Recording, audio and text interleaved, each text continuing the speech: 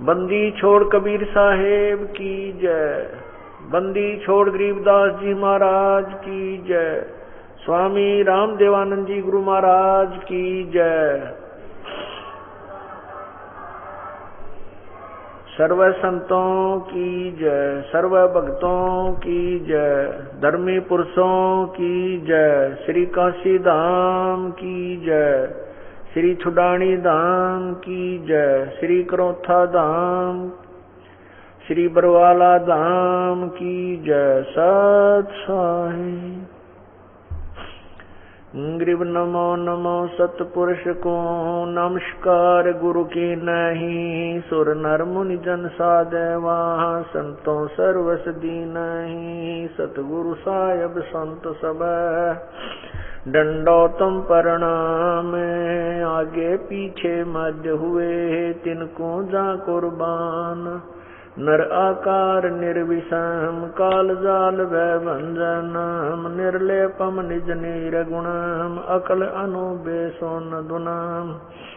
सोहम सुरति समापतम सकल समाना नीरतलह। उज्ज्वल हिरंबर हरदमम बेपरवा अथाह। वार पार नहीं मध्य तुम ग्रीब जो सुमर सिद्ध होई। गणनायक गलताना करो अनुग्रह सोई। पारस पद परवाना आदि गणेश मनाऊं। गणनायक देवन देवा चरण कमल लो लाऊं। आद्य अंत करूं सेवा परम शक्ति संगीतम। रिद्धि सिद्धि दाता सोई अवगत गुण अतीतम। सतपुरुष निर्मोही जगदम्बा जगदीशम। मंगल रूप मुरारी तन मन अर्पों शीशम। भक्ति मुक्ति भंडारी सुर नर मुनि जन ध्याम। ब्रह्मा विष्णु महेशा शेष सहस मुख गाम। पूजय आद्य गणेशा इंद्र कुबेर सरीखा। वरुण धर्म राय धाम। समर्थ जीवन जी का मन इच्छा फल पावे। 33 कोटि अदारा धावे से 88 उतरे वो जल पारा। कट है यम की फांसी 33 कोटि अदारा धावे से 88 उतरे वो जल पारा। कट है यम की फांसी। सत साही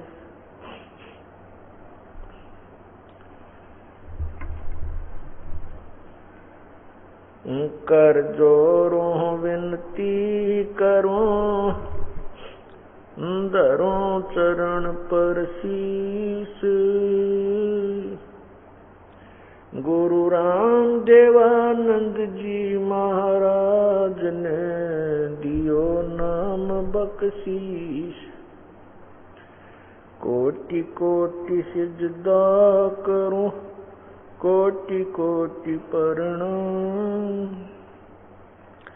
चरण कमल में राखियो मैं बांधी जाम गुलाम। अब गुण किए तो बहुत किए करत न मानी। और बावे बंदा बख्श दियो बावे गर्दन उतार। अब गुण मेरे बाप जी बख्शो गरीब नवाज। जो मैं पोत कपोत हूँ बौर पिता को लाज। मैं अपराधी जन्म का नक्सक भरे विकारे। तुम दाता दुख बंजना मेरी करो संभार। वीर जय अब कैसते गुरु मिले सब दुख आँखों रो। चरणों ऊपर शीश रखूं कहूँ जो कहनी हो। राम नाम रटते रहो जब तक घट में प्राण। कबहू तो दीन दयाल के बिनक पड़ेगी कान। लूट सको तो लूटियो राम नाम की लूट, पीछे फिर पछताओगे प्राण जहांगे छोटे।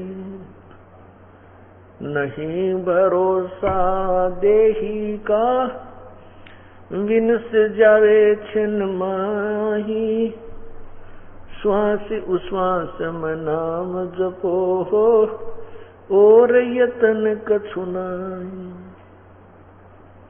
कबीर श्वास उश्वास में नाम जपो, व्यर्था श्वास मत खो, न जाने इसे श्वास को आवण हो क न हो। बंदे तो करे बंदगी जे चावे दीदार, अवसर मानुष जन्म का भाई मिले न बारंबार। मानुष जन्म पाय कर जो नहीं रटे हरि नाम, जैसे कुआ जल बिना फिर बनवायो किस काम।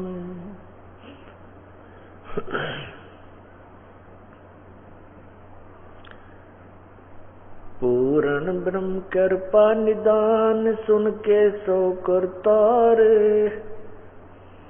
गरीब दास मुझ दीन की रखियो बहुत संभार। परमपिता परमात्मा सारी सृष्टि के रचनहार कुल मालिक दीन दयाल कबीर परमेश्वर की असीम कृपा से आज ये सत्संग प्रारंभ हो रहा है। प्रभु की कृपा से ही ऐसे शुभ समागम हुआ करते हैं। उसके हुक्म के बिना कोई भी कार्य नहीं हो सकता।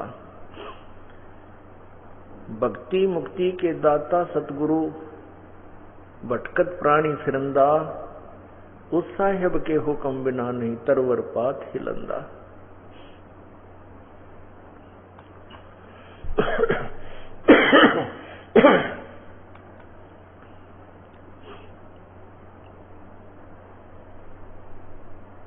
परमपिता परमात्मा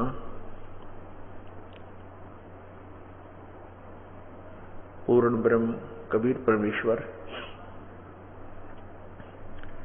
इस काल के लोक में आकर हमें अपने मूल स्थान की याद दिलाते हैं। हम कहां से आए थे और हम किस कारण से यहां जन्म और मृत्यु के इस भयंकर रोग से ग्रस्त हुए।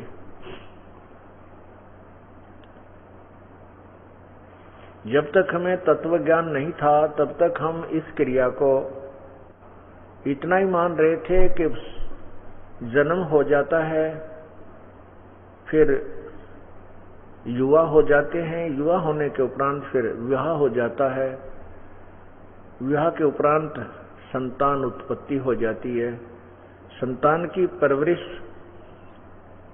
और फिर उनका विवाह शादी कर देना और फिर परमात्मा से मंगल कामनाएं करना कि हमारे बच्चों को भी संतान देवे, उसके बाद हमारी मृत्यु हो जावे। तो हमने इतना ही मान रखा था कि हमारा मनुष्य जीवन का इतना ही कर्तव्य होता है। तत्व ज्ञान से पता चला कि ये कर्तव्य नहीं, इसके साथ साथ हमारा बहुत सा काम और विशेष है। केवल इतना ही काम नहीं था कि बच्चे उत्पन्न करना, फिर उनकी परवरिश करना, उनको पाल पोस कर बड़ा करके फिर विवाह शादी कर देना, ये तो है ही है कार्य, लेकिन इसके साथ साथ एक और इम्पोर्टेंट वर्क था, एक अति आवश्यक कार्य था कि आत्म कल्याण भी करवाना चाहिए था। तो उस आत्म कल्याण के लिए हम इतनी रुचि नहीं रखते थे। जैसे भी परंपरागत कोई साधना पूजा हमने करनी होती थी, वो वर्ष में 6 महीने में या महीने में वो किसी विशेष स्थान पर जाकर के हम करके बस इतना ही अपना कार्य समझते थे कि भक्ति इतनी ही होती है। जब हमें तत्व ज्ञान हुआ तो पता चला कि इतनी ही भक्ति नहीं थी, भक्ति का बहुत अलग एक और सब्जेक्ट है, अलग से और इसका प्रोस्पेक्टस है। तो उसको पाठ्यक्रम बहुत शेष रहता था, उसका हमें पता नहीं था। उसी का ज्ञान तत्व ज्ञान से होता है। परमात्मा कहते हैं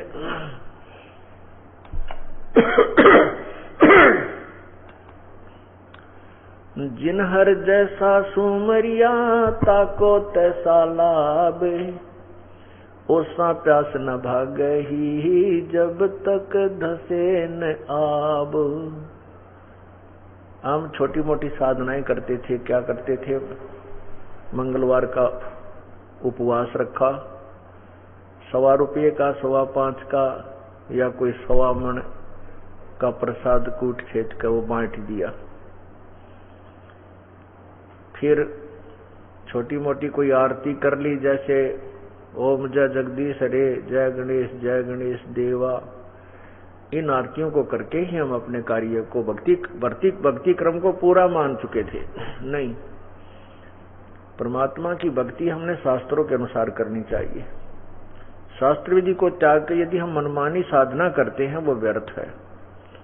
हमारे सदग्रंथ कौन से हैं? पवित्र 4 वेद, पवित्र गीता जी, और परम पवित्र सवसम 5वां वेद, सवसम वेद। और हमने ज्ञान ग्रहण करने के लिए इनके अतिरिक्त और भी सदग्रंथ हैं, जैसे 18 पुराण और महाभारत, रामायण, साथ में कुरान शरीफ, पवित्र बाइबल आदि सभी पवित्र सदग्रंथ भी हमें ज्ञान ग्रहण करने के लिए सहयोगी हैं। लेकिन भक्ति के लिए पवित्र 4 वेद, पवित्र गीता जी और परम पवित्र 5वां वेद, सवसम वेद, जो परमेश्वर की अमृत वाणी है, कबीर वाणी, ये हमारे को इन पवित्र 5वां जो वेद है उसमें सभी समावेश है। 4 वेदों का ज्ञान बहुत ही अच्छी तरह निर्णायक तरीके से है। पवित्र गीता जी का ज्ञान उस सवसम वेद 5वें वेद में, और पवित्र 18 पुराणों का ज्ञान, पवित्र महाभारत का ज्ञान, पवित्र रामायण का ज्ञान, पवित्र बाइबल का ज्ञान, पवित्र कुरान शरीफ का ज्ञान। उस 5वां वेद जो है ये ऑल इन वन कहते हैं, ऑल इन वन, यानी गागर में सागर वाली बात है। तो वो 5वां वेद जो है वो था सिंपल लैंग्वेज में, कबीर वाणी, दोहों में, लोकोक्तियों में। और हमने उस परमात्मा के जो 5वें वेद को नेग्लेक्ट कर रखा था, उसको हमने अवॉइड कर दिया था इस आधार पर, क्योंकि जो संस्कृत के ज्ञाता विद्वान महर्षि संत ब्राह्मण विद्वान पुरुष, जिनको हम विद्वान मानते थे, जो ब्राह्मण मानते थे, कि वो संस्कृत भाषा को जानते थे। और ये वेद जो 4 वेद, यजुर्वेद, ऋग्वेद, सामवेद और अथर्ववेद, और पवित्र गीता जी और पवित्र महाभारत, पवित्र रामायण, श्री वाल्मीकि, महर्षि वाल्मीकि जी रचित, ये सभी संस्कृत भाषा में थे।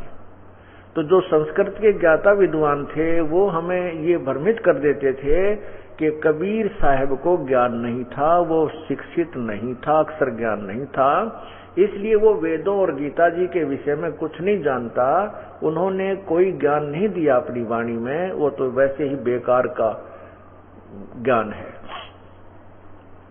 तो उस समय ये मान लेना उचित भी था, क्योंकि हमें अक्षर ज्ञान नहीं था, हमारे पूर्वज अक्षर ज्ञान युक्त नहीं थे। इसलिए उन संस्कृत के ज्ञाताओं को परम विद्वान मानना उनकी व्यवस्था थी। अब हम शिक्षित हो गए हैं, अब पूरा मानव समाज शिक्षित है और वेद और गीता जी और अन्य भी सद्ग्रंथ जितने हैं उनका अनुवाद भी उन संस्कृत के विद्वानों ने कर रखा है। उन्होंने कई जगह त्रुटियां की हैं उस अनुवाद में, क्योंकि उनको तत्व ज्ञान नहीं था, इसलिए उन्होंने उस जो उनकी समझ में नहीं आया उसको गलत अनुवाद कर दिया। जैसे पवित्र गीता जी के अध्याय नंबर 7 के मंत्र 18 में अनुत्तमाम को अति उत्तम लिख दिया, जबकि अनुत्तम का अर्थ अश्रेष्ठ होता है। फिर गीता जी अध्याय नंबर 18 के श्लोक 66 में वर्ज का अर्थ आना कर दिया, जबकि वर्ज का अर्थ जाना होता है। जैसे इंग्लिश के वर्ड गो का जाना होता है, उसका अर्थ कम नहीं हो सकता, अर्थात आना नहीं हो सकता। ऐसी ऐसी त्रुटियां इन संस्कृत के विद्वानों ने अनुवाद करते समय की। क्योंकि उन्होंने उनको तत्व ज्ञान नहीं था, उनको ये मालूम नहीं था कि गीता जी का ज्ञान किसने बोला है।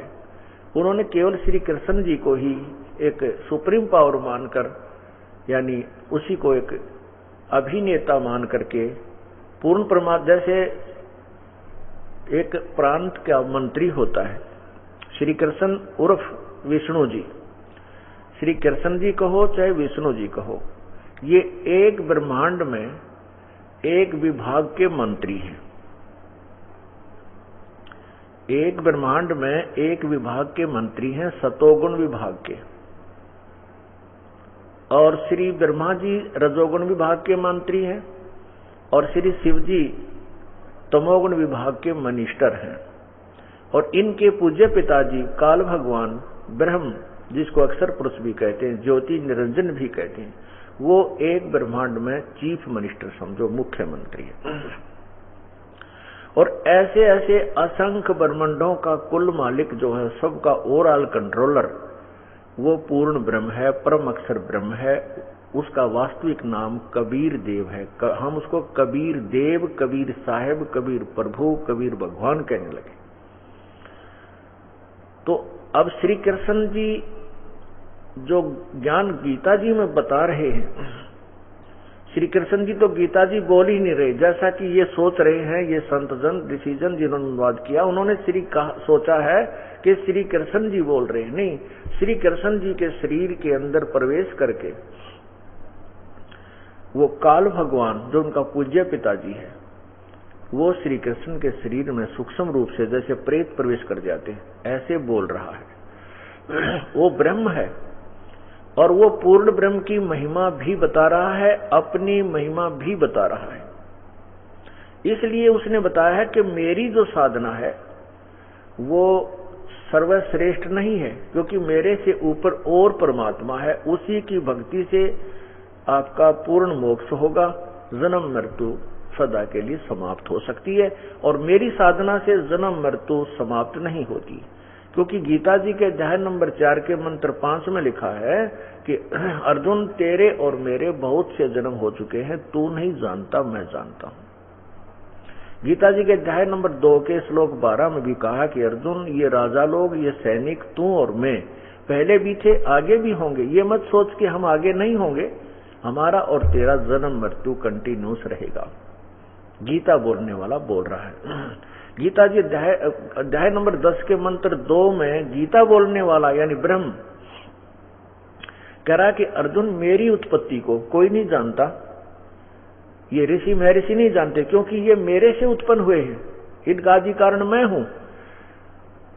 इससे भी सिद्ध होता है कि गीता बोलने वाले का जन्म तो हुआ है, लेकिन ये ऋषि महर्षि देवता ब्रह्मा विष्णु महेश नहीं जानते, क्योंकि ये इससे उत्पन्न हुए हैं, ब्रह्म से उत्पन्न हुए।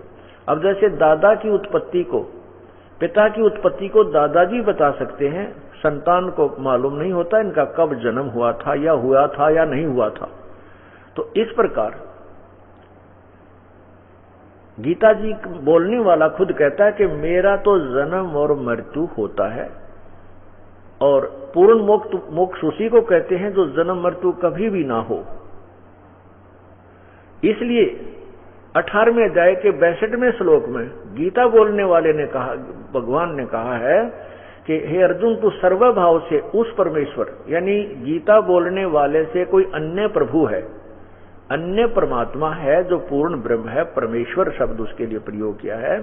तो हे पार्थ, तू सर्वभाव से उस परमेश्वर की शरण में जा, उसकी कृपा से ही तू परम शांति और शाश्वत स्थान यानी सदा रहने वाले लोक में, सत्य लोक में चला जाएगा। इससे क्या सिद्ध हुआ कि यदि हम यहां ये क्या बताते हैं, अनुत्तम शब्द के अर्थ को करते समय कुछ अनजान लोगों ने ऐसी टिप्पणियां दी हैं कि समास संस्कृत में यानी व्याकरण में एक समास चैप्टर होता है, तो कहते हैं उस समास के आधार से अनुत्तमाम का अर्थ अति उत्तम बन जाता है। नहीं, यहां समास भी फेल हो जाता है। समास कैसे फेल हो जाता है? यदि गीता बोलने वाला भगवान की टिप्पणी को, इस श्लोक को ये माना जाए कि इसका अर्थ अति उत्तम है, अनुत्तम का हम नहीं मानते, उनकी दृष्टिकोण से, तो भी ये सिद्ध नहीं होता, क्योंकि वो अति उत्तम अगर सर्वश्रेष्ठ हो गया तो वो फिर अन्य भगवान के बारे में नहीं कहता कि मेरे से कोई और सर्वश्रेष्ठ प्रभु है, उसकी शरण में जा। यदि यही सर्वश्रेष्ठ माना जाए तो ये और के लिए क्यों कहता? फिर इससे ये भी सिद्ध हो गया कि यहां अनुत्तम का अर्थ अनुत्तम यानी अश्रेष्ठ ही होना चाहिए। समास भी व्यर्थ है, ये जो समास इसमें लगेगा ही नहीं। समास जब लग जाता कि गीता बोलने वाला किसी अपने से ऊपर किसी और परमात्मा के विषय में चर्चा ही नहीं करता, मैं ही सर्वश्रेष्ठ हूं, इसलिए अनुत्तमाम यानी जिससे उत्तम कोई और ना हो, ये कहते हैं अनुत्तम का अर्थ जिससे उत्तम कोई और ना हो। तो ये तो खुद कहता है मेरे से उत्तम कोई और है, उसकी शरण में जा, उसकी कृपा से तो परम शांति को प्राप्त होगा। तो यहां इन्होंने ऐसे अज्ञानता के कारण पवित्र गीता जी के अनुवाद को गलत कर दिया, लेकिन गीता जी गलत नहीं है। वेद कतेब झूठे निवाई, झूठे हैं जो इनको समझे नहीं। वेद और कतेब और गीता जी ये गलत नहीं है, लेकिन इनको जो नहीं समझ सके वो अज्ञानी थे, अनजान थे। इसी प्रकार गीता अध्याय नंबर 18 के मंत्र 66 में कहा कि सर्वधर्मान परित्यज्य माम एकम शरणम व्रज अहम तर्वा सर्व पापेभ्यो मोक्षामि मा सोच। गीता बोलने वाला भगवान तो कह रहा है कि तुम मेरे लेवल की जितनी भी तने पूजा की है, क्योंकि गीता बोलने वाले के लेवल की पूजा है। 8वें अध्याय के 13वें श्लोक में लिखा है कि ओम इति एक अक्षरम व्यवहारन अनुसमरण, एक ओम इति एक अक्षरम ब्रह्म व्यवहारन माम अनुसमरण, यह पर्याति तजन देहम स याति परमाम गतिम। मेरा तो एक ओम नाम है, और जो इसका अंतिम श्वास तक सिमरण करता है मुझ ब्रह्म का, माम ब्रह्म, मुझ ब्रह्म का तो केवल एक ओम मंत्र है यही, और इसका जो अंतिम श्वास तक सिमरण करता मेरे वाली गति को, मेरे वाली जो परम गति है यानी मेरे लेवल की जो गति है उसको प्राप्त करता है। फिर अपनी परम गति को यहाँ अश्रेष्ठ लिख रहे हैं 7वें अध्याय के 18वें श्लोक में कि ये ज्ञानी आत्मा सभी हैं तो उद्धार, लेकिन ये मेरा मत है, लेकिन ये मेरे वाली ही अनुत्तम साधना में दीन है, इनको तत्व ज्ञान न मिलने से पूर्ण संत मिला नहीं और ये पूर्ण परमात्मा की साधना नहीं करते। इसलिए कि पूर्ण मोक्ष के लिए लिखा 15वें अध्याय के 4थे श्लोक में कि जब तुझे तत्व ज्ञान प्राप्त हो जाए उसके पश्चात उस परम पद परमेश्वर की, उस परमेश्वर के परम पद की खोज करनी चाहिए, जहां जाने के बाद साधक फिर लौटकर संसार में नहीं आते, अर्थात उनका पुनर्जन्म नहीं होता। और फिर कहता है कि मैं भी उसी की शरण में हूं, उसी की पूजा करनी चाहिए। तो यहां भी सिद्ध हो गया कि गीता ज्ञानदाता सर्वश्रेष्ठ भगवान नहीं है, यानी सुप्रीम पावर नहीं है, वो किसी और सुप्रीम पावर की तरफ संकेत कर रहा है। जैसे गीता अध्याय 7 के मंत्र 29 में कहा कि अर्जुन जब तू पूरे तत्व ज्ञान से परिचित हो जाएगा और तू मुझसे भी परिचित हो जाएगा, क्योंकि तत्व ज्ञान से पता चलेगा कि वो काल है, सबको खाता है। इस प्रकार तो उस समय क्या लिखा कि जो मेरी शरण होकर जरा मरण से छूटने के लिए यत्न करते हैं वे उस ब्रह्म को, संपूर्ण अध्यात्म को तथा संपूर्ण कर्मों को जानते हैं। अब 7वें अध्याय के 29वें श्लोक में क्या बताया गीता ज्ञानदाता ने कि जो तत्ब्रह्म को, जो तत्ब्रह्म माने उस परमेश्वर को, जैसे गीता जी अध्याय नंबर 18 के मंत्र 62 में कहा है कि अर्जुन तू उस परमेश्वर की शरण में जा, उसकी कृपा से ही तू परम शांति और शाश्वत स्थान यानी सतलोक को प्राप्त हो जाएगा।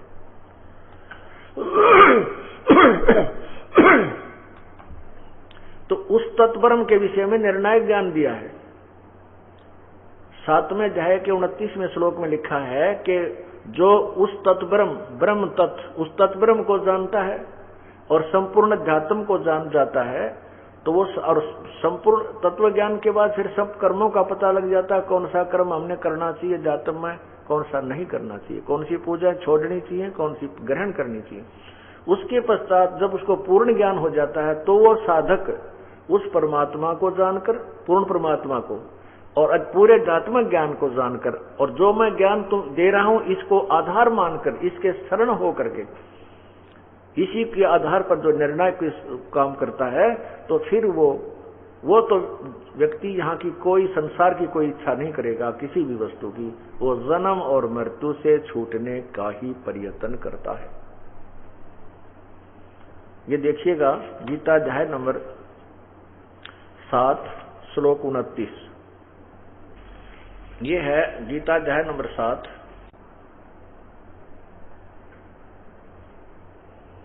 गीता अध्याय नंबर 7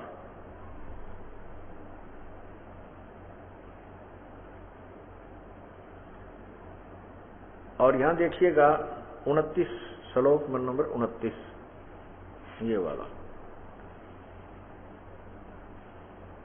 ये 29, इसमें लिखा है, संस्कृत देखिएगा इसकी,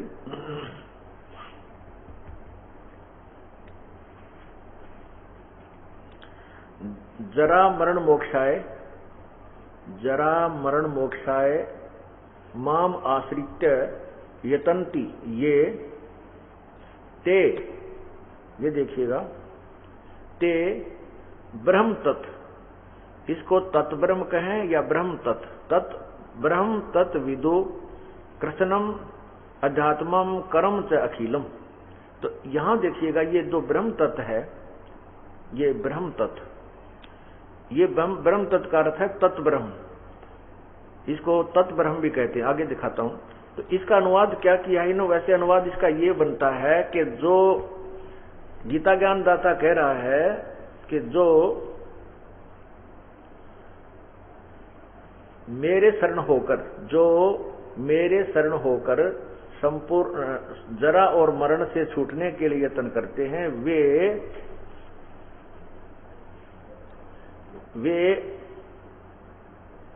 उस ब्रह्म को, तत् ब्रह्म, या इन्होंने सही कर दिया, ये देखिएगा, तत् यहां ले लिया तत् और यहां ब्रह्म, यानी यहां उस और यहां ब्रह्म, उस ब्रह्म को, तत् ब्रह्म, उस ब्रह्म को, यानी कोई और परमात्मा है, तत् ब्रह्म को,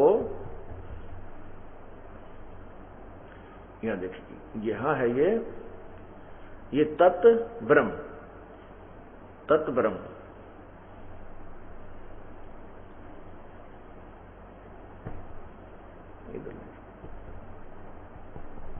देखना ये तत् ब्रह्म,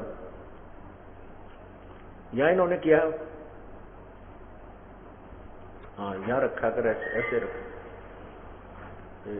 हाँ ये है। अब जो क्लियर करना चाहता हूं मैं, ये तत्व और ये संस्कृत में ब्रह्म, उस ब्रह्म का अर्थ है उस परमात्मा, ब्रह्म का अर्थ भगवान होता है।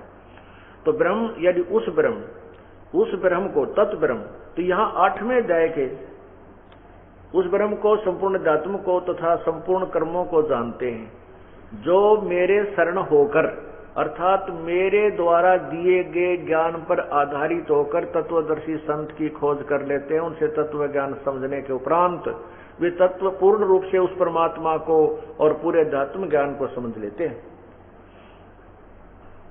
अब क्या बताना चाहा है कि जैसे गीता ज्ञान दाता प्रभु कह रहा है कि मेरे शरण होकर जो मैं ज्ञान दे रहा हूं, क्या दे रहे हैं वो ज्ञान कि मेरी भक्ति करनी है तो मेरा ओम नाम है, और इससे जन्म और मृत्यु अर्जुन तेरी और मेरी सदा बनी रहेगी और किए हुए कर्म का फल ही मिलता रहेगा।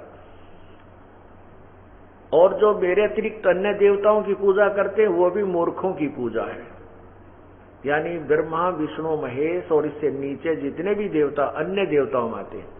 गीता जी के अध्याय नंबर 7 के मंत्र 12 से लेकर 15 और फिर 20 से लेकर 23 तक स्पष्ट किया है, और 9वें अध्याय के 20, 21, 22, 23 में स्पष्ट किया है कि जो अन्य देवताओं की पूजा करते हैं उनकी वो साधना शास्त्र विरुद्ध है, और तीनों गुणों की पूजा करने वाले रजगुण ब्रह्मा, सतगुण विष्णु, तमगुण शिव जी की पूजा करने वाले भी साधक मोक्ष नहीं प्राप्त कर सकते।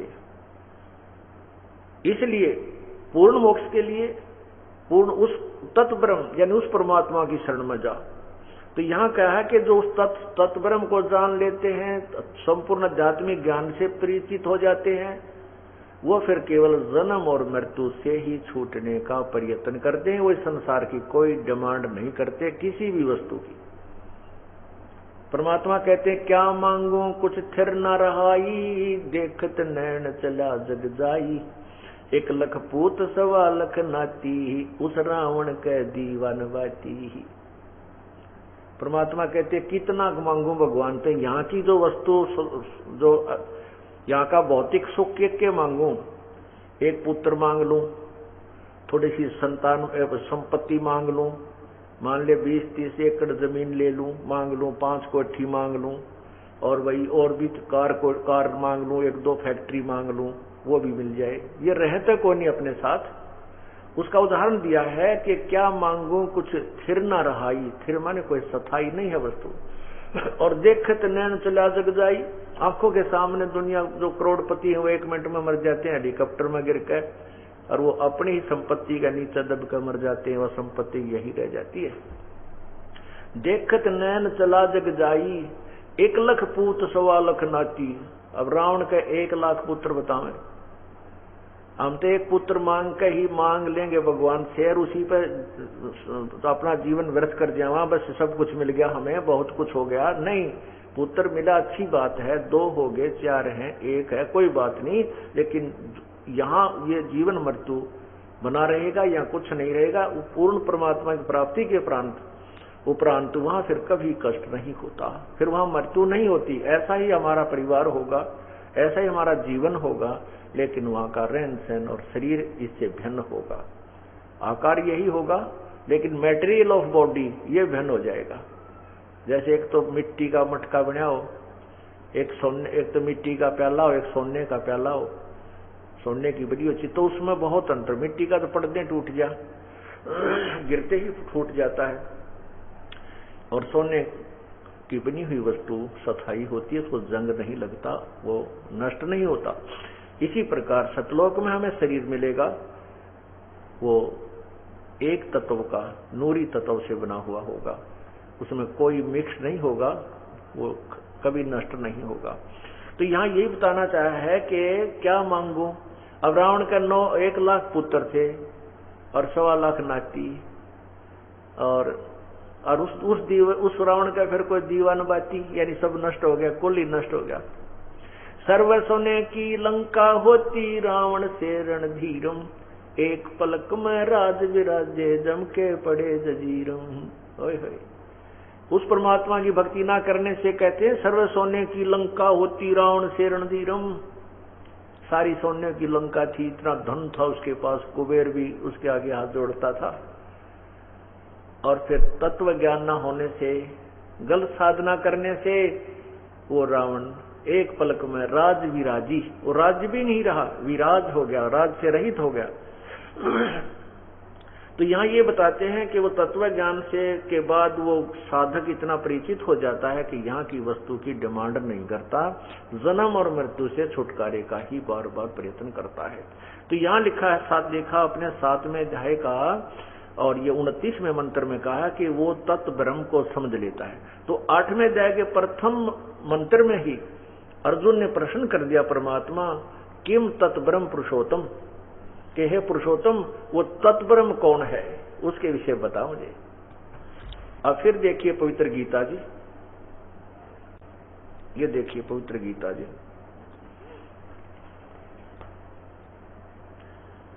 ये है गीता प्रेस गोरखपुर से प्रकाशित है, ये गीता प्रेस गोरखपुर से प्रकाशित है और जय दयाल गोविंद का इसके लेखक है। ये है श्रीमद् भगवत गीता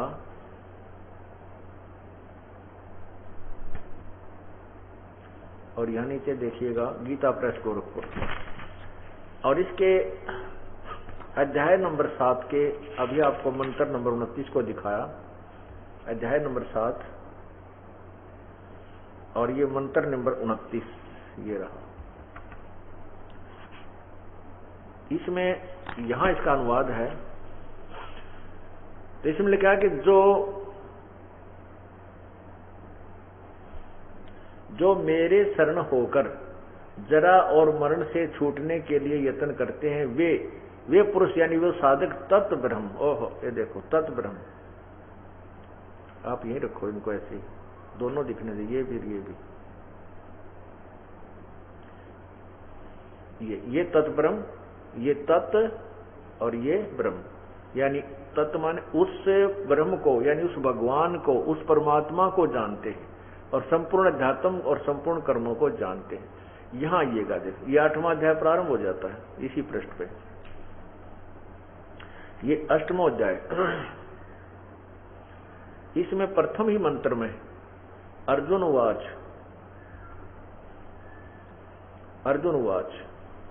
यहां लिखा है, पूछा है कि किम तत् ब्रह्म, किम अध्यात्म और किम कर्म पुरुषोत्तम।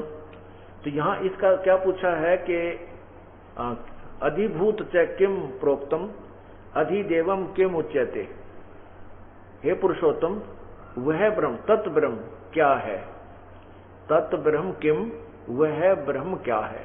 इसका उत्तर तीसरे मंत्र में दिया है, इसी 8वें अध्याय के तीसरे मंत्र में। ये देखो इसमें लिखा है, पर अक्षरम ब्रह्म परमम, परम अक्षर ब्रह्म, वह परम अक्षर ब्रह्म है, परम अक्षर ब्रह्म है वो। अब इस परम अक्षर ब्रह्म के विषय में व्याख्या फिर कहां दी है, क्योंकि एक तो ब्रह्म हो गया, एक परम अक्षर ब्रह्म हो गया, और यहां गीता जी में 3 परमात्माओं की व्याख्या, 3 प्रभुओं की, एक ब्रह्म, एक परब्रह्म, एक पूर्ण ब्रह्म, एक ब्रह्म, एक परब्रह्म, एक परम अक्षर ब्रह्म, एक ब्रह्म, एक परब्रह्म, एक परम अक्षर ब्रह्म। अब यहां पर 2 भगवान सिद्ध, 2 ब्रह्म सिद्ध हो गए, एक तो ब्रह्म जो गीता बोल रहा है, एक वो कहता तत्ब्रह्म यानी कोई और परब्रह्म है। तो इसके बीच उस परम अक्षर ब्रह्म और ब्रह्म के मध्य में एक परब्रह्म और भगवान है, उसके विषय में गीता अध्याय नंबर 15 के मंत्र 4 में स्पष्ट, 16 और 17 में स्पष्ट किया है। उसमें कहा है कि 15वें अध्याय के 16वें श्लोक में लिखा है कि इस संसार में, इस संसार में दो भगवान हैं। कौन सा संसार? ये पृथ्वी लोक कहलाता है, ब्रह्म और परब्रह्म के जो ब्रह्मांड हैं। इसमें 2 भगवान, एक क्षर पुरुष, एक अक्षर पुरुष। क्षर पुरुष ये ब्रह्म है, अक्षर पुरुष ये परब्रह्म है। और तीसरा है, इन फिर 15वें अध्याय के 17वें श्लोक में लिखा है कि वास्तव में पुरुषोत्तम जो जिसको हम पुरुषोत्तम कह सकते हैं, जिसको भगवान कह सकते हैं, वो तो इन दोनों से भी न्यारा है। क्षर पुरुष और अक्षर पुरुष, यानी ब्रह्म और परब्रह्म से भी अलग है। वो परम अक्षर ब्रह्म, परम अक्षर पुरुष, वो तीसरा है। तो उस तीसरे के शरण में जाने से ही जीव का छुटकारा होगा। अब देखिएगा, यहां देखना, ये गीता अध्याय नंबर 15 और इसका संस्कृत यहां पर देखिएगा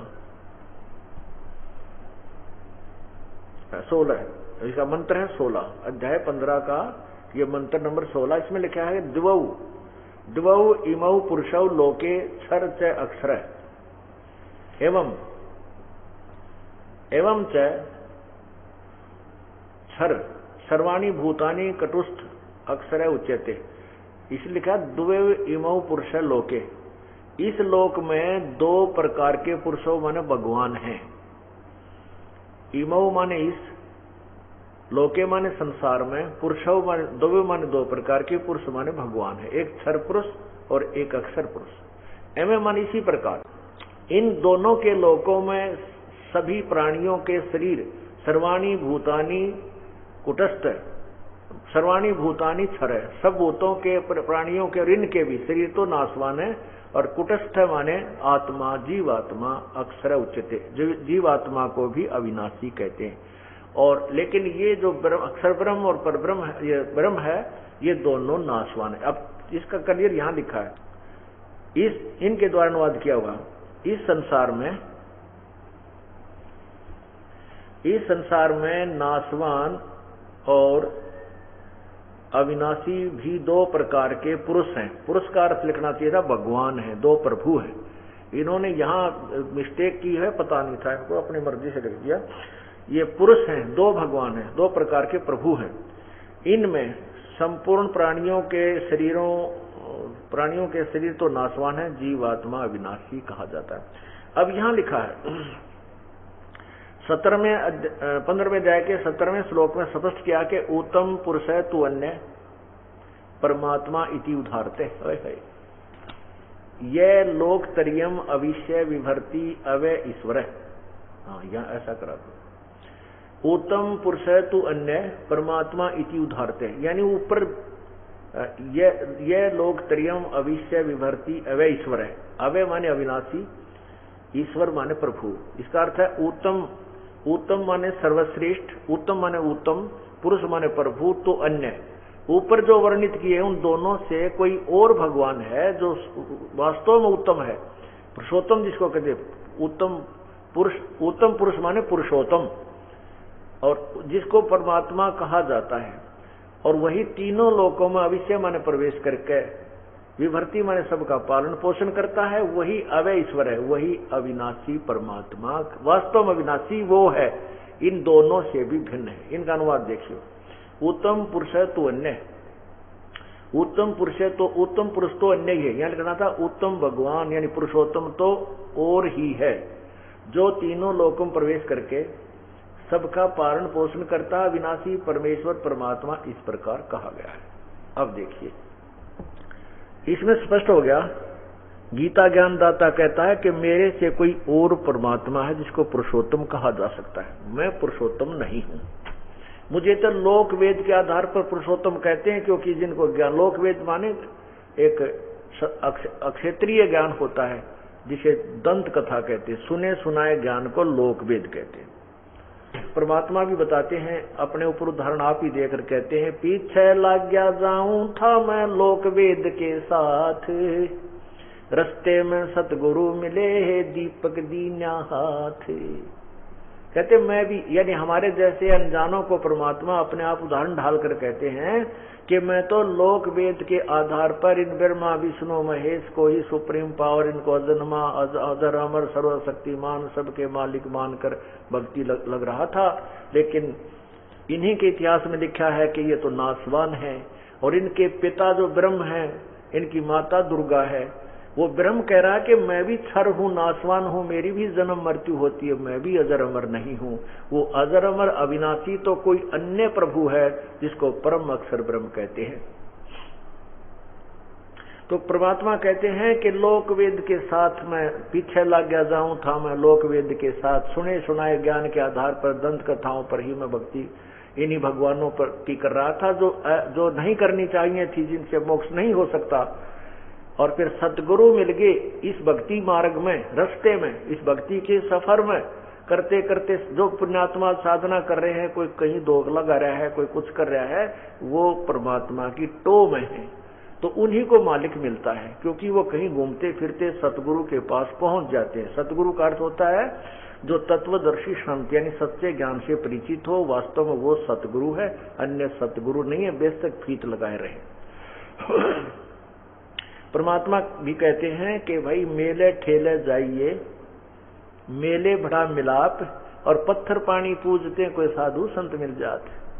परमात्मा ने कहा है कि परमात्मा की टोह को बंद मत करना, उसकी खोज को बंद मत कर देना, उसकी तलाश जारी रखना, और घूमते रहना इधर उधर, कहीं जहां भी संत समागम होते हैं या कोई पूजाएं होती हैं, जब तक तत्वदर्शी संत नहीं मिले तब तक ढूंढते रहिए, बैठ मत जाना, उसकी खोज को समाप्त मत कर लेना। तो कहते पत्थर पानी पूजते हैं कोई साधु संत मिल जाए, यानी परमात्मा की चाह में इधर उधर भटक रहे हो, कोई सत्संग सुन रहे हो, कहीं संत की तलाश में सत्संग सुनते हो, कहीं पर मेला भर रहा है भक्ति के मार्ग के लिए, वहां पहुंच जाते। कहते जाते रहिए, मेले ठेले जाइए, मेले बड़ा मिलाप, पत्थर पानी पूजते कोई साधु संत मिल जाते। ये गलत साधना करते करते भी कोई संत मिल गया तो वो सब छुड़वा देगा और सत साधना पर लगाकर तेरा कल्याण करवा देगा। तो यही गीता जी में, और यही परमात्मा कह रहे हैं कि मैं पीछे लग गया जाऊं था लोक वेद के साथ, और रास्ते में सतगुरु मिले, तत्वदर्शी संत मिल गए इस भक्ति के सफर में, भक्ति के मार्ग में। उन्होंने मुझे तत्व ज्ञान रूपी दीपक दे दिया, अब मैं उसकी रोशनी में चल रहा हूं, तत्व ज्ञान के आधार पर साधना कर रहा हूं, आन उपासना नहीं करता, अनन्य बन से भक्ति करता हूं, मैं व्यभिचारिणी भक्ति नहीं कर रहा। गीता जी में लिखा है कि उस परमात्मा की प्राप्ति तो अव्यभिचारिणी भक्ति से ही होगी। यहाँ बताया कि मुझे तो लोक, गीता ज्ञान दाता भगवान कह रहा है कि मुझे तो लोक वेद के आधार पर दुनिया पुरुषोत्तम मानती है। जो 15वें अध्याय के 18वें श्लोक में कहा कि मैं तो लोक वेद के कारण वो पुरुषोत्तम प्रसिद्ध हूं, वास्तव में पुरुषोत्तम तो कोई और है। इसलिए जो अनुवादकर्ताओं ने अनुवाद किए वो गलत कर दिए, क्योंकि उनको तत्व ज्ञान नहीं था। उन्होंने गीता ज्ञान दाता को सर्वोच्च मानकर, सर्वोच्च शक्ति मानकर उसी पर गीता जी के अनुवाद को ढाल दिया। अब देखिए 7वें अध्याय का 18वां श्लोक, जिसमें इन्होंने उत्तम को अनुत्तम को उत्तम किया है। ये देखिएगा, वही पवित्र गीता जी,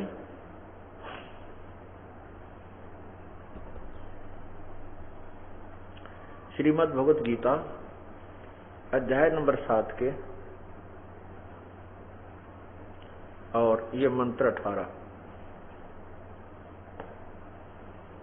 इसमें देखिएगा, इसकी संस्कृत है उदारा सर्वे एव एते ज्ञानी तु आत्मा एव मे मतम।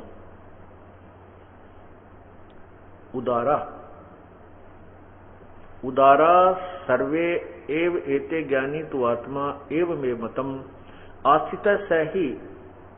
आश्रित सही युक्तात्मा माम एव अनुतमाम गतिम।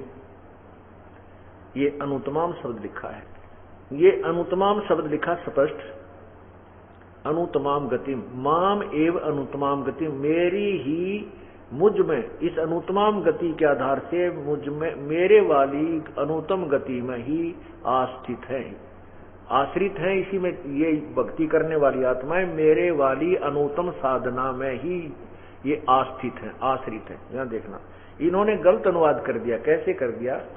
ये सभी उद्धार हैं, जबकि यहां स्पष्ट लिखा है कि उद्धारा सर्वे एव ते ज्ञानी तु आत्मा। इसका अर्थ ये सभी ज्ञानी आत्मा है, तो उदार तो माने परंतु ये सभी आत्मा मेरे विचार से सभी मेरे वाली अनुत्तम गति में ही आश्रित है। इसका ये अर्थ होना सीधा सा। लेकिन इन्होंने घुमाने के लिए क्या लिखा है, ये सभी आत्मा उदार हैं, परंतु ज्ञानी तो साक्षात मेरा स्वरूप है। नहीं, ये यहां सीधा अर्थ बनाया कि उदारा सर्वे एवते ज्ञानी तु आत्मा। तो ये उदारा माने उदार हैं, ये सभी ज्ञानी आत्मा उदार हैं, यानी नेक हैं, भक्ति चाह रहे हैं, परंतु रास्ता ठीक ना मिलने से मेरे वाली अनुत्तम साधना में ही आश्रित हैं। ये इन्होंने किया, ये सभी उदार हैं, परंतु ज्ञानी तो में साक्षात मेरा स्वरूप है ही है, ये मेरा मत है, ये इसका विचार है। क्योंकि वह मदगत मन बुद्धि वाला ज्ञानी आत्मा अनुत्तमाम ज्ञानी भक्त अनुत्तमाम अति उत्तम गति स्वरूप मुझमें ही अच्छी प्रकार स्थित है। देखो, अनुत्तम माने अति उत्तम कर दिया, गुड का बैड का अर्थ गुड कर दिया, ये गलत कर दिया। इसी प्रकार इन्होंने चौथे अध्याय के 7वें अध्याय के ही 24वें श्लोक में अनुत्तम का अर्थ, ये देखो, ये अध्याय 7 है, अध्याय 7 और मंत्र 24 ये रहा। इसमें लिखा है अव्यक्तम व्यक्तिम आपनम मन्यते माम अबुधे परमम भावम अजानत मम अवम अनुतमम। ये क्या लिखा है कि बुद्धिहीन पुरुष मेरे अनुतम, या अनुतम माने अनुतम ही लिख दिया। अनुतम माने अनुतम अविनाशी परम भाव को न जानते हुए, यहां अनुतम माने अनुतम ठीक लिख दिया, अनुतम, और वहां अति उत्तम लिख दिया अनुतम माने। आप पे दोगली बात कर रहे हैं, या तो अनुतम ठीक है, गलत है, वहां अति उत्तम नहीं लिखना चाहिए था। न जानते हुए मन इंद्रियों से परे मुझ सचिदानंद भगवान परमात्मा मनुष्य की भांति जन्म कर व्यक्ति भाव को प्राप्त मानते हैं। इसका अर्थ ये है वास्तव में कि ये बुद्धिहीन लोग जो मुझे कृष्ण मान रहे हैं, मैं कृष्ण नहीं हूं, मैं कृष्ण माँ की तरह माँ से जन्म लेकर कभी पैदा नहीं होता, क्योंकि ये काल है, ये परमात्मा की शब्द शक्ति से उत्पन्न हुआ था और ये गुप्त रहता है, ये किसी के सामने व्यक्ति रूप में एज इट इज नहीं आता, क्योंकि इसने कसम खाई है, प्रतिज्ञा की हुई है। तो यहाँ ये कह रहा है कि ये मूर्ख लोग मुझे कृष्ण मान रहे होंगे, मैं कृष्ण नहीं हूं, और कृष्ण तो सामने था ही। अगर वो गीता कृष्ण जी बोल रहे होते तो ये नहीं कहते कि मैं कृष्ण नहीं हूं, वो तो काल बोल रहा था मैं कृष्ण नहीं, यानी मैं व्यक्ति रूप में जन्म नहीं लेता, और वो कृष्ण जी तो जन्म ले रहे। तो ये इस प्रकार हमने इस तत्व ज्ञान को समझना है, धैर्य पूर्वक ज्ञान को समझना चाहिए। और सदग्रंथ हमारे पास हैं, इसमें कई भावुक होकर के भक्तजन सत्संग सुनना ही बंद कर देते हैं कि नहीं ये तो हमारे देवी देवताओं को बुरा कहता है। मैं न किसी को बुरा कहता हूं, मैं केवल यही पढ़ के सुनाता हूं जो अपने सदग्रंथों में लिखा है, अपनी तरफ से कुछ मिलावट करता ही नहीं, और सदग्रंथों को आपको पढ़ा रहा हूं। साथ में तुलना कर रहा हूं उन अनजान लोगों के ज्ञान की कि जिन्होंने वेदों और गीता जी के विरुद्ध टिप्पणियां की हैं, विरुद्ध ज्ञान समाज में फैला रखा है, जो शास्त्र विरुद्ध होने से व्यर्थ है। अब हम जो प्रसंग चल रहा था कि ये इस प्रकार अनुत्तम के उत्तम शब्द बनाकर श्रेष्ठ शब्द कह के ये गीता जी के भाव को ही बदल दिया, अनर्थ किया, अर्थों के अनर्थ कर दिए। तो इन लोगों को ज्ञान नहीं था, और उन्हीं से समाज ने वो लोक वेद ग्रहण कर रखा है। उस लोक वेद को छुटाने के लिए, उस लोक वेद से हृदय हटाने के लिए आपको तुलनात्मक तरीके से दोनों सदग्रंथों, यानी अपने सदग्रंथ और साथ में इन संतों और ऋषियों के द्वारा दी गई अनुभव की पुस्तकें दिखानी पड़ती है। जैसे नकली और असली का तभी फैसला होता जो आमने सामने हो। जैसे पीछे सरकार ने नकली नोट पकड़े थे 500 के, और नकली भी टीवी पर दिखाया था और ओरिजिनल भी टीवी पर दिखाया था, दोनों की भिन्नता बताई गई थी, तो समाज को शीघ्र समझ में आ गया और वो हानि से बच गए। इसी प्रकार ये दास कर रहा है कि अपने सदग्रंथ वेदों को भी दिखाता हूँ, गीता जी को भी दिखाता हूँ, और साथ में इन अज्ञानी लोगों के द्वारा दिए गए अनुभव की लिखी पुस्तकों को दिखाता हूँ। तो इससे वो लोग चिढ़ते हैं, वो डरते हैं, भागते हैं। जब उनने पुस्तक लिखी है और सैकड़ों वर्ष से पढ़ी जा रही है, अब क्यों घबराते हैं उसको पढ़ने के लिए? क्यों डरते हैं? मार दो रामपाल को, आग लगा दो आश्रम को, फूंक दो उसको, अरे मेरे मारने और फूकने से ज्ञान खत्म नहीं हो सकता। अब तो बुद्धिजीवी समाज के अंदर पहुंच चुका है, इसका ढूंढा पाटेगा। और ज्ञान सब ज्ञानड़ी, ये कबीर ज्ञान सो ज्ञान, जैसे गोला तोब का अब करता चले मैदान। ये तो तोब का गोला है तत्व ज्ञान। अब सब के नकली संतों के इस खोखले किलों को ढा देगा जो जनता को गुमराह किए बैठे हैं। इनको छुपने को जगह नहीं मिलेगी इन ऋषियों और संतों को जो दुनिया को भ्रमित किए बैठे हैं। क्यों? अब ये भी नहीं कह सकते पुस्तक हमने ना लिखी। अब इनके पास एक ही विकल्प है कि रामपाल को खत्म कर दो और इसका ज्ञान बंद करवा दो। ये इन्होंने प्रयत्न कर ही लिया और जैसे प्रभु को मंजूर होगा वो हो जाएगा। लेकिन आखिरी सांस तक ये दास यही कहता जाएगा कि इन संतों के पास ज्ञान नहीं है, इन ऋषियों को कति ज्ञान नहीं था, क्योंकि वो प्रमाणित आपके सामने ये दास कर रहा है। अब 18वें अध्याय के 66वें श्लोक पर आते हैं। उसमें क्या लिखा गीता ज्ञान दाता ने कि सर्व धर्मान परित्यज माम एकम शरणम व्रज। एकम का अर्थ होता अद्वितीय, जिसके बराबर दूसरा ना हो। एकम यानी सर्वशक्तिमान, उस परमेश्वर की शरण में जा।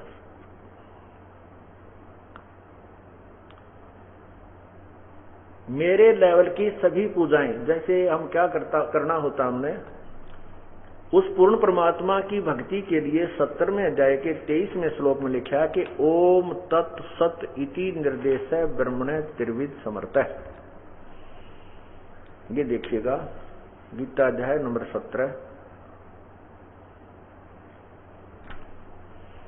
17 और यहां देखिएगा 23 मंत्र नंबर 23 में ओम तत् सत इति निर्देश ब्रह्मणे त्रिविध समर्थ। आह, गीता ज्ञान दाता कहता है कि ब्रह्मणे माने उस सच्चिदानंद घन ब्रह्म की, यानी अपने बारे में नहीं कह रहा। ये देखियो वो अनुवाद देखो इनके द्वारा। ओम तत् सत, ऐसे ही है 3 प्रकार का सच्चिदानंद घन ब्रह्म का। ये ब्रह्म ने लिखा है, ब्रह्म नहीं है। ब्रह्मणे का अर्थ होता है पूर्ण परमात्मा, यानी बड़े भगवान। सच्चिदानंद घन ब्रह्म का नाम कहा है ओम तत् सत। तो ये पूर्ण परमात्मा यानी उस सच्चिदानंद घन, सच्चिदानंद घन यानी गीता बोलने वाले से कोई और परमात्मा है, उसके बारे में गीता ज्ञान दाता कह रहा है कि उस सच्चिदानंद घन ब्रह्म के विषय में तो उस सच्चिदानंद घन ब्रह्म का नाम तो ये ओम तत् है, उसका मंत्र ये है। अब वो सच्चिदानंद घन कौन है अब दिखाता हूं आपको 7वें अध्याय का ही 8वें अध्याय के 8, 9, 10। क्योंकि इस एक पॉइंट को क्लियर करने के लिए 6 प्रमाण आपको देने पड़ेंगे जब यह बुद्धि ठिकाना होगी, क्योंकि बहुत युगों से बिगड़ा हुआ ज्ञान है हमारा। 8वें अध्याय के अभी आपने 3रे मंत्र में सुना था, पढ़ा था कि वो तत्व ब्रह्म है, वो सच्चिदानंद घन परमात्मा जो है वो तत्व ब्रह्म उसी को कहते हैं। ब्रह्म ब्रह्म का अर्थ प्रभु होता है। जैसे आप किसी भी विभाग में कार्य करते हैं, जैसे ये दास सिविल इंजीनियर की इसमें नरे विभाग के अंदर जेई था, तो उसमें अलग अलग अधिकारी होते हैं। तो जैसे डिवीजन लेवल का एक अधिकारी एक्सियन होता है, तो वहां के कर्मचारी अधिकारी क्या कहते हैं कि साहब नहीं आए हैं, वो कहते हैं साहब ने ऐसा बोला है। तो उनके लिए अंडरस्टूड होता है कि कौन साहब है उनका, एक्सियन साहब ने कहा है। वो बार बार नहीं कहते एक्सियन साहब ने, वो कहते हैं साहब ने ऐसा बोला है। तो इसी प्रकार साहब माने मालिक, प्रभु, ब्रह्म। जैसे हम ब्रह्म कहते हैं तो 21 ब्रह्मांड का जो मालिक है ये ब्रह्म है, ये भी ब्रह्म है, ये भी साहब है। तो बार बार नहीं कहते कि ज्योति निरंजन, ये बार बार नहीं कहते सर ब्रह्म ने ऐसा बोला है। ये ब्रह्म अंडरस्टूड है कि किस ब्रह्मांड का मालिक, तो ये ब्रह्म है। जैसे एक्सियन एक डिवीजन का मालिक होता है, तो वो अंडरस्टूड है कि एक्सियन साहब कहने से समझ जाते हैं किसका आदेश है। तो यहाँ ब्रह्म शब्द इसलिए परिपक्व हो गया कि 21 ब्रह्मांड में यही साहब है, यही मालिक है। इसलिए ब्रह्म ब्रह्म ब्रह्म का नाम जापो, जाप करो, ब्रह्म ये है, ब्रह्म ही पूजा के योग्य है। तो इन लोगों ने इस ब्रह्म को, अब देखिए 8वें अध्याय का